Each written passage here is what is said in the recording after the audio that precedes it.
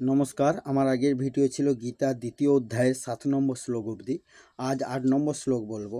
8 নম্বর শ্লোক সংস্কৃতে বলা হয়েছে, নহি প্রপশ্যামি মমা পনুদ্যাত যচ্ছকমুচ্ছসনমিন্দ্রিয়াণাম অবাপ্য ভূমা বশো পত্ন মিদ্ধং রাজ্যং সুরামপি চাধিপতম। এর অনুবাদ হচ্ছে, পৃথিবীতে ধনধান্য সমৃদ্ধ নিষ্কণ্টক রাজ্য এবং স্বর্গে দেবতাগণের আধিপত্য যদি পাওয়া যায়, তাহলে আমার ইন্দ্রিয়সমূহের সন্তাপক শোক দূরীভূত হবে বলে আমার মনে হয় না। এর ব্যাখ্যা হলো, অর্জুন ভাবছিলেন যে ভগবান মনে করেছেন অর্জুন যুদ্ধ করলে বিজয়ী হবে এবং বিজয়ী হলে যে রাজ্য লাভ করবে, যাতে তার দুঃখ চিন্তা দূর হবে এবং সন্তোষ লাভ হবে। কিন্তু শোকের জন্য তার এমন দশা হয়েছে যে বিজয়ী হলেও যে তার শোক দূর হবে তা তার মনে হচ্ছে না। যদি আমি ধনধান্য সমন্বিত নিষ্কণ্টক রাজ্য লাভ করি, অর্থাৎ সেই রাজ্যত্বের প্রজারা খুব সুখে থাকে, প্রজাদেরও অনেক ধনসম্পত্তি থাকে, কোনো জিনিসের অভাব না থাকে এবং রাজ্যের মধ্যে কোনো শত্রুতা না থাকে, তবুও আমার শোক দূর হওয়া সম্ভব নয়।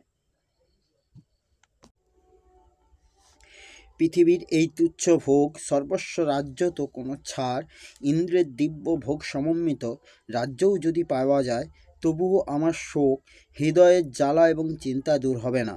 অর্জুন প্রথম অধ্যায়ে বলেছিলেন যে আমিও বিজয় চাই না, রাজ্যও চাই না, সুখও চাই না, কারণ ওই রাজ্যে কি হবে, ভোগে কি হবে এবং ওই জীবনে বা কি হবে।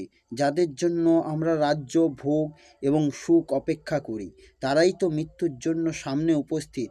এখানে অর্জুন বলেছেন যে পৃথিবীর ধনধান্য সমন্বিত নিষ্কণ্টক রাজ্য যদি পাওয়া যায় এবং দেবতাদের আধিপত্যও যদি লাভ হয়, তাহলে আমার শোক দূর হবে না, আমি তাতে সুখী হতে পারবো না। ওই স্থানে আত্মীয় মোহ বৃত্তি বেশি হওয়ায় অর্জুনের যুদ্ধের প্রবৃত্তি ছিল না, কিন্তু এখানে তার যুদ্ধের প্রবৃত্তির অভাব হয়েছে, তার নিজের কল্যাণের ভাব উৎপন্ন হওয়াতেই হয়েছে। সুতরাং আগের যুদ্ধ নিবৃত্তির মনোভাবের সঙ্গে এখনকার যুদ্ধ নিবৃত্তির মধ্যে অনেক তফাৎ। আত্মীয়গণের মৃত্যুর আশঙ্কাতেই যখন আমার এত দুঃখ হচ্ছে, তাহলে তাদের মৃত্যু হলে আমি কি না জানি কি পরিমাণ শোকগ্রস্ত হব। যদি রাজ্য লাভের জন্য আমার দুঃখ হতো, তবে রাজ্য লাভ করলেই তা দূর হতো, কিন্তু আত্মীয়বদের জন্য যে শোক হচ্ছে, রাজ্য লাভ করলে কি তা দূর হবে? তার উপশম হওয়া তো দূরের কথা, বরং সেই শোক আরও বর্ধিত হবে। কারণ যুদ্ধে যদি সকলকেই নিহত হন, তবে প্রাপ্ত রাজ্য কে ভোগ করবে? সেই রাজ্য কার কাজে লাগবে? অতএব পৃথিবীর রাজ্যত্ব বা স্বর্গের আধিপত্য যাই হোক, যাই পাওয়া যাক, আমার ইন্দ্রিয় সন্তাপক শোকে তাতে দূরীভূত হবে না।